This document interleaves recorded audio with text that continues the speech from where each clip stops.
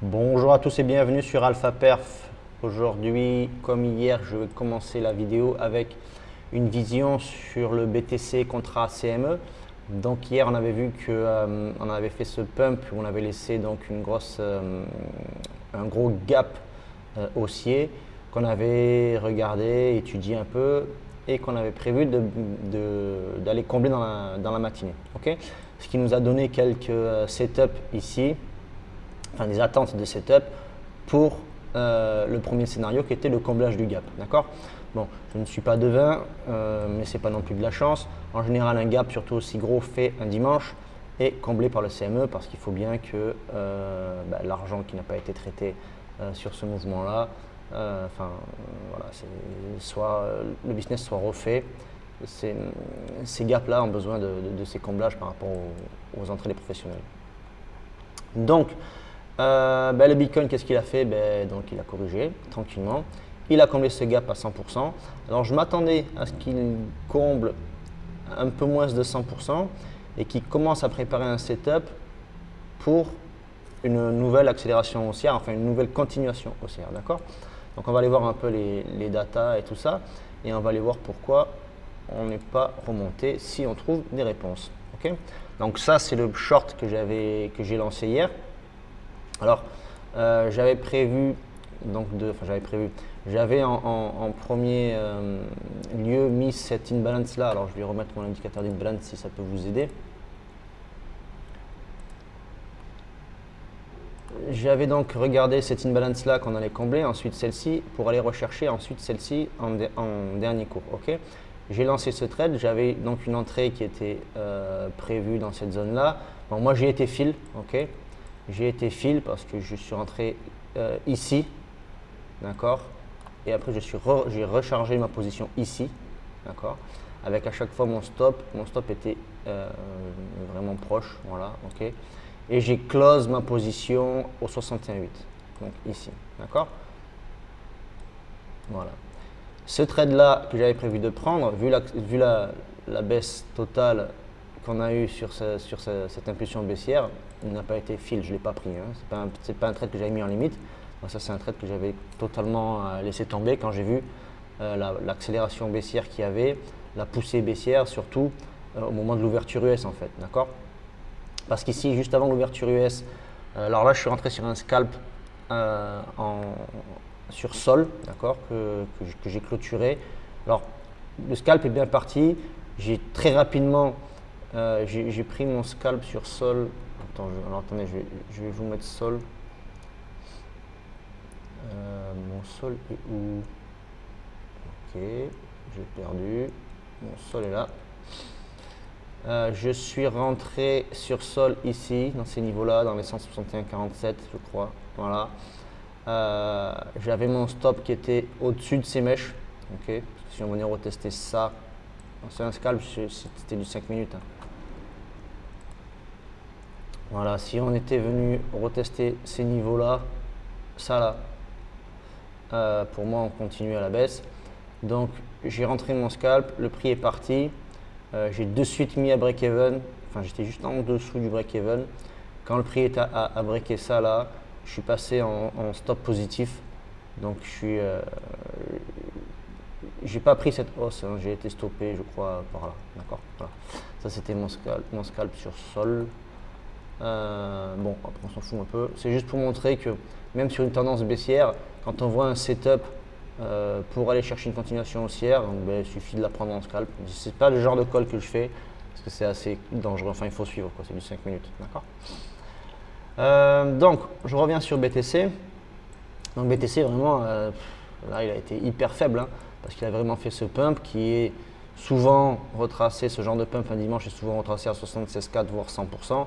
Bon, là, on a été retracé à 100% et puis on continue quoi, d'accord. Donc c'est pas très très bon signe.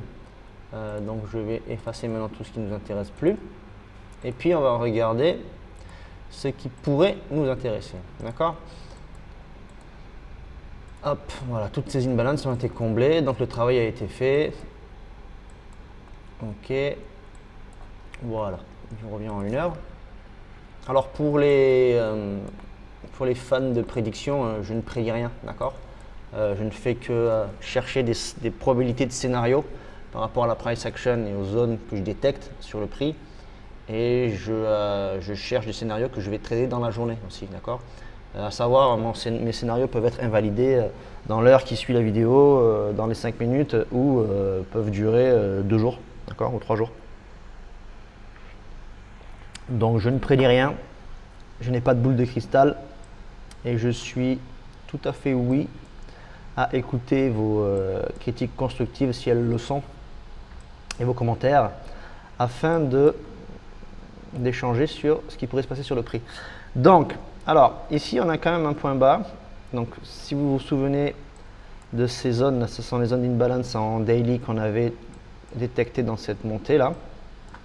Ok, la montée des 66 aux 90 000 $, jusqu'aux 100 000 $. Hein. On avait créé de l'imbalance ici. Donc cette zone-là, je l'ai reportée ici, c'est de l'imbalance daily qu'on est allé tester l'autre jour au plus bas qu'on a fait, qui pour moi maintenant est un bas qui est relativement protégé. Alors c'est intéressant, pourquoi? Parce que là, bon, cette impulsion montre bien que là c'était vraiment acheté par des retail et des algos programmés à répondre à dès que Trump dit le mot Bitcoin ou quoi que ce soit, d'accord? Mais il faudrait qu'on tienne ce niveau-là parce que ce niveau-là est hyper intéressant. Pourquoi? Parce qu'on vient retester en fait cette zone-là. Et il faut qu'on protège ce bas-là des 78 000 et quelques, là, 78 300, on va dire 78 400 $. Il faut que ce soit protégé parce qu'ici, si on fait une structure de retournement, là, on pourrait maintenant aller chercher des plus hauts avec certainement aller chercher les liquidités qu'on a au-dessus des 100 000 $. D'accord? On aurait pu aller les chercher ici d'un coup, mais ça n'est passé autrement. Je pense que les chiffres attendus vendredi vont eux pousser le marché et pousser le marché traditionnel. Je vais regarder en même temps avec vous ce qui s'est passé sur le NAS hier. Voilà, le NAS a corrigé. Hein. Il a pris un nouveau plus bas d'ailleurs, enfin un plus bas local. Hein. Il a pris un nouveau plus bas local. Donc voilà, est-ce qu'ici il va essayer de faire maintenant un setup de retournement? Bon, il est toujours en tendance baissière. Hein. Là on est en H1, il est toujours en tendance baissière. Pour moi, il n'y a aucun signe de retournement pour le moment. Donc il faudrait voir ce que fait le NAS, d'accord? Donc on revient sur Bitcoin. Bitcoin par contre lui est un peu plus joli, on va dire, pour cette possibilité de reprise. Mais si le NAS lâche, Bitcoin ira plus bas, hein, d'accord? Dites-vous bien que si le NAS lâche et continue à descendre, Bitcoin ira combler cette imbalance au 76 900 et certainement attaquer la zone des 74 jusqu'au 70. Je ne veux pas faire peur à qui que ce soit, mais la zone des 65 est toujours atteignable, sachant qu'on est clairement sur une zone technique, c'est la zone de retournement des 61,8, d'accord, de toute cette accélération-là qu'on a vue, d'accord? Ok. Donc aujourd'hui, je vais attendre de voir si on garde ces niveaux. Alors, il y a un truc que j'aime bien faire quand j'ai ce genre d'accélération qui sert à rien, on va dire, et qui ne sert pas à rien, hein, elle sert à rééquilibrer un peu. Il y a eu les prises de liquidité qu'on avait ici, ça a rééquilibré le marché sur le côté CME, mais c'est des accélérations qui sont entièrement corrigées. Donc si on fait, par exemple, je ne sais pas si je vais bien faire comprendre, si on ignore ce passage-là, mon mouvement de prix, aujourd'hui c'est ça, d'accord? Pourrait faire ça, d'accord? Ça serait le mouvement de prix sain. Ça, c'est du bruit, ce qu'on appelle du bruit. Ça pourrait être du bruit. Ça ne sert pas à rien, attention. Hein. Le marché l'a fait. C'est que donc des choses sont passées. Comme j'ai dit, ça a servi à sortir beaucoup de shorters, ce qui aussi est un signe qui fait que le prix veut aller plus bas. Si les shorters sont sortis, c'est qu'on aimerait pousser le prix plus bas, d'accord? Mais on n'amène pas les shorters avec nous parce qu'il ne faut pas qu'on les paye. Okay. Mais bon voilà, c'est un mouvement que la continuation du mouvement pourrait très bien être logique avec ça. D'accord? On va quand même voir un petit tour sur les datas maintenant. On va pas passer des heures sur l'analyse du prix et sur l'analyse, sur sa price action. Je vais aller voir les datas. Donc les datas, qu'est-ce qui s'est passé? Donc comme je vous ai dit, il n'y a pas beaucoup de liquidité. Hein. Je mets en 3 jours. Voilà. Alors, j'ai pas grand chose à vous dire sur les liquidités. On a pompé quelques liquidités sur ce mouvement haussier. Ok. Évidemment, là, il y a de la liquidité qui s'est accumulée ici parce que les gens se sont mis à short. Alors là, vous voyez, les gens se sont mis à short et le prix descend. Donc, on donne raison aux shorteurs, ce qui est en général pas très bon signe pour les shorteurs, donc qui pourrait être un signe de retournement. C'est pour ça que mon short, moi, je l'avais coupé. Alors là, voilà, on voit un peu mieux. On a pris toutes ces liquidités à la hausse. Donc ça, c'est ce qu'on a fait dimanche. Il n'y en avait pas beaucoup ici. Il y en a qui sont plus hautes. Il n'y en avait pas beaucoup ici. Et là, on continue. On allait chercher celle qu'on a ici. Là, on vient d'aller chercher ça cette nuit, ou ce matin. Bon, ok, il y a des longues qui sont rentrées, donc il y a des liquidités qui s'est accumulées là. Voilà. Pour l'instant, enfin, on est en train de nettoyer le marché. On est en train de nettoyer les contrats. C'est tout ce que je vois, c'est tout ce que je détecte. Voilà, en plus long terme, 2 semaines, alors je ne suis pas fan parce que c'est pas toujours bien mis à jour. Mais en plus long terme, on a un gros cluster de liquidité de 95 à 100 000 $. Là, on vient de faire ce plus bas ici où on n'a plus rien à aller chercher en bas. Franchement, on n'a vraiment plus de liquidité. Donc, pour moi, c'est ce bas là, des 78 300 et quelques là. Voilà, c'est 78 100, 200, on va dire. Il doit rester safe, d'accord? Parce qu'on n'a vraiment pas d'intérêt d'aller le chercher, ainsi de suite. Donc, il faudrait vraiment qu'on ne vienne pas plus bas que ça. Si on vient plus bas que ça, c'est que vraiment le marché a l'intention d'aller chercher des points d'intérêt beaucoup plus bas, avec des liquidations beaucoup plus bas. Vous voyez, là, on ne le voit même pas, je suis en 3 mois. Bon, j'aime pas aller sur ces grosses time frames dans les liquidités parce que c'est vraiment pas trop à jour d'après moi. Donc, je ne vais pas me perdre sur les liquidités non plus. Le signe pour moi est clair, il est que ici il faut qu'on se retourne. On peut ranger ici dans cette zone des 85, mais il faut qu'on se retourne pour reprendre une tendance haussière moins violente que ça. Et là, ça sera bon signe pour rentrer des longues. Okay. Qu'est-ce que font les traders sur Binance? Alors là, je suis en H1. Ben, les traders ici, ce sont des. Donc on a l'open interest qui descend avec les funding qui descendent. Donc on a clairement des fermetures de longues. Tous les longues qui ont été ouverts ici sont en train de se fermer là. Vous voyez depuis là, depuis cette mèche là, on a tous les longues se ferment. On est vendu sur CVD. Enfin, le CVD est baissier, donc ça veut dire qu'on est vendu sur spot, d'accord. Ça,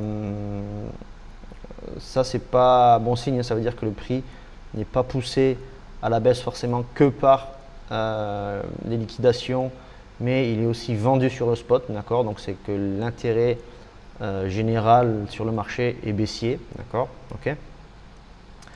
Ensuite, alors là, ça c'est assez intéressant. Ça c'est mon order book. Enfin bon, c'est pas le mien, c'est celui de Binance. Et on voit qu'il y a des ordres qui sont positionnés en haut là, vous voyez, sur ce prix, sur ce haut de prix là. Vous voyez, là ça cherche à vendre du Bitcoin. 323, 328, 322, 645. Voilà. Tout ça là, ce sont des ordres qui si jamais on monte, vont retenir le prix. D'accord, ça va être assez dur à passer. Alors ça peut passer en une seule bougie, d'accord. S'il y a de la pression acheteuse, ça peut passer en une seule bougie.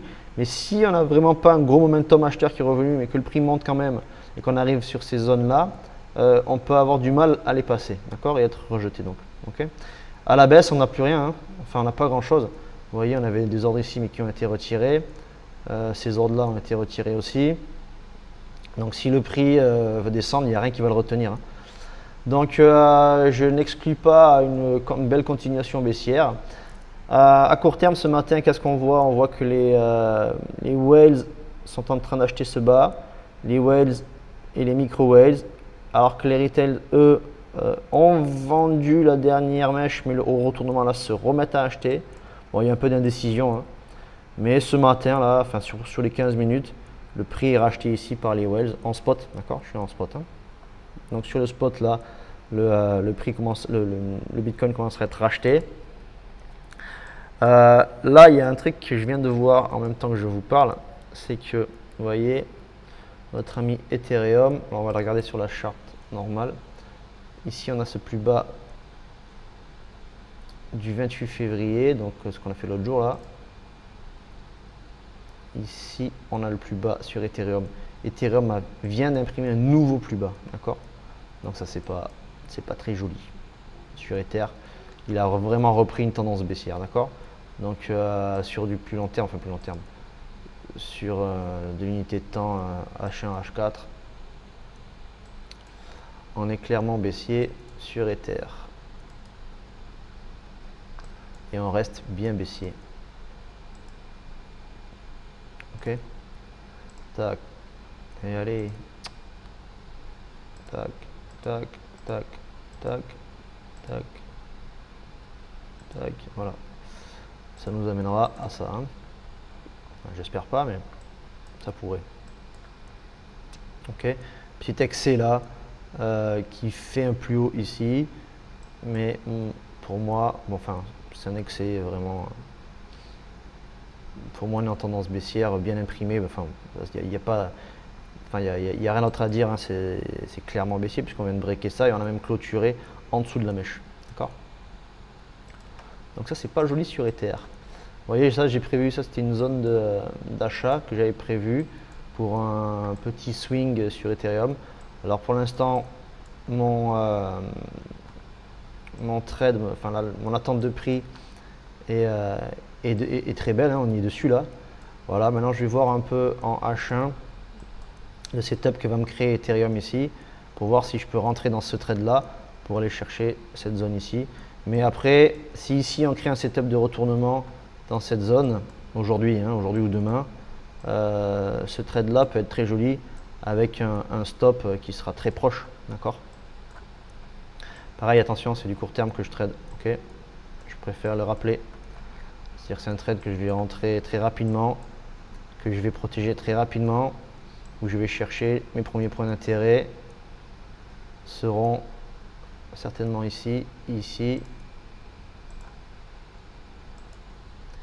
Il est long, TradingView. Voilà, mes points d'intérêt seront là. Là, mes points ATP. Hein. Et après, on verra, on laissera courir peut-être, je sais pas. Donc, mais bon, il peut y avoir un petit trade avec un ratio de 7 à faire. Et là, pour vous dire, mon entrée pourrait se faire. Mais il me faut un petit setup de retournement qui n'est pas là. Parce que ça, pour moi, c'est la price action de ça me montre qu'on est en continuation baissière. D'accord. Voilà. Mais je reste vigilant sur ce trade là. Ok. Donc rien plus à dire pour aujourd'hui. Je vais suivre ces datas et cette progression de prix sur le Discord pour ceux qui veulent avoir plus d'infos. Je vais un peu plus m'appliquer pour les calls que je donne parce que bon, c'est pas vraiment des calls que je donne en ce moment. Bah déjà le marché est un peu frileux, donc j'ai un peu de mal à vous donner des calls parce qu'il faut quand même bien gérer son risk management derrière et son trade management. Donc j'ose moyennement donner des calls. Voilà, bon, moi je prends mes trades, j'avance, hein, je suis plutôt positif, enfin je suis même bien positif déjà pour le mois de mars. Bon, on va essayer de rattraper tout ce qu'on a perdu en février. Et voilà, très bien. Bon, ben allez, je vous invite à liker la vidéo, laisser des commentaires et puis be safe and follow. Ciao, ciao.